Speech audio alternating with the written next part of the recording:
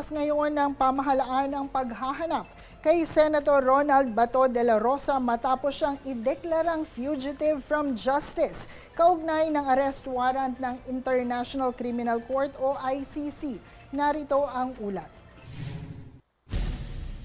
Senador Ronald Bato de la Rosa ay dineklarang fugitive from justice kaugnay ng arrest warrant ng International Criminal Court o ICC. Ayon kina Justice Secretary Frederick Bida, Department of Justice at Office of the Solicitor General o OSG, wala nang legal na hadlang sa pagpapatupad ng warrant matapos ibasura ng Korte Suprema ang hiling ni De La Rosa na Temporary Restraining Order o TRO. Matatandaang nahaharap si De La Rosa sa reklamong crimes against humanity kaugnay ng kampanya kontra droga noong administrasyon ni dating Pangulong Rodrigo Duterte, kung saan inihayag ng DOJ na inatasan na ang Philippine National Police o PNP at National Bureau of Investigation o NBI na ipatupad agad ang warrant laban sa senador.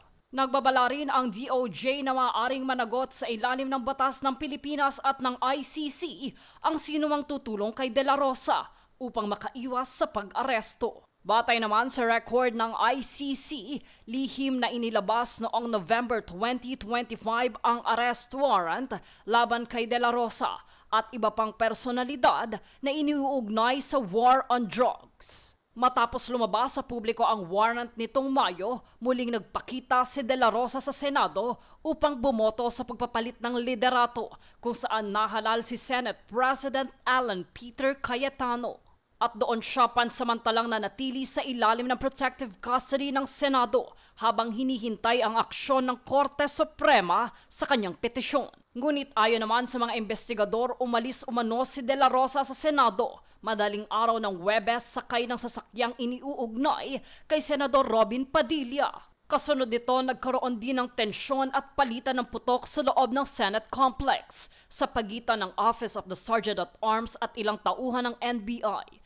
Bagamat wala namang naiulat na nasaktan. Kalaunan ay nagpahayag naman ng OSG na maituturing umanong fugitive from justice si De La Rosa dahil sa umano'y pagtatago at pag-iwas sa pagpapatupad ng warrant habang gumagamit ng legal remedies. Samantala, pinaigting na ng PNP ang pagbabantay sa mga paliparan, pantalan at iba pang exit points ng bansa upang matiyak na hindi na makakalabas ng Pilipinas ang senador habang nagpapatuloy ang operasyon. Iginiit naman ng DOJ na bahagi ng obligasyon ng pamahalaan ang pagpapatupad ng proseso upang mabigyan ng hustisya ang mga pamilya ng mga nasawi sa war on drugs.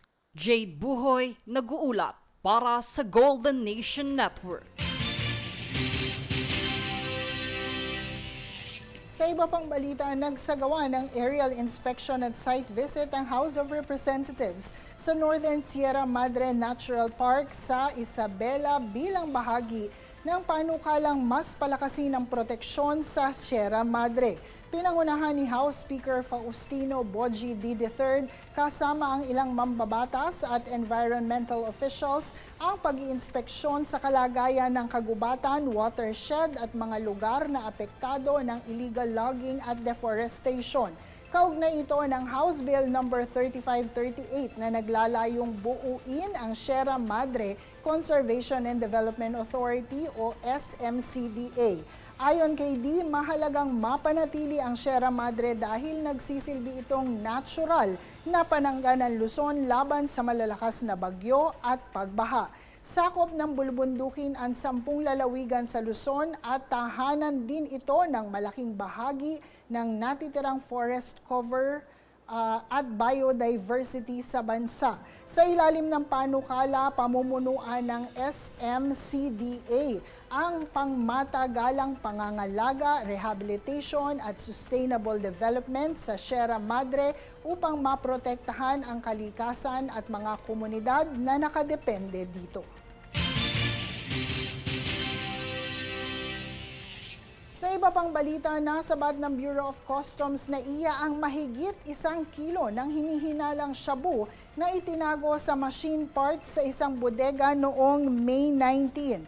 Ayon sa BOC, nagsimula sa Uganda ang abandoned shipment at nakapangalan sa isang consignee sa Cavite.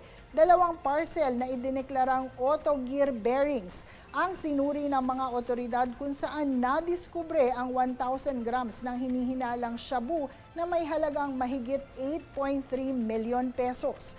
Agad naman itong isinuko sa Philippine Drug Enforcement Agency o PDEA ang mga nakumpiskang iligal na droga para sa laboratory examination at pagsasampa ng kaukulang kaso. Pinuri naman ni Customs Commissioner Ariel Nepomuceno ang mga operatiba at iginiit ang pagpapatuloy ng kampanya laban sa drug smuggling at iba pang iligal na kontrabando.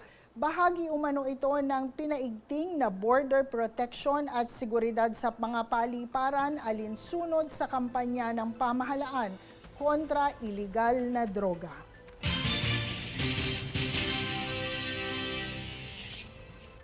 Manatiling nakatutok para sa higit pang mga balita sa pagbabalik ng News Force.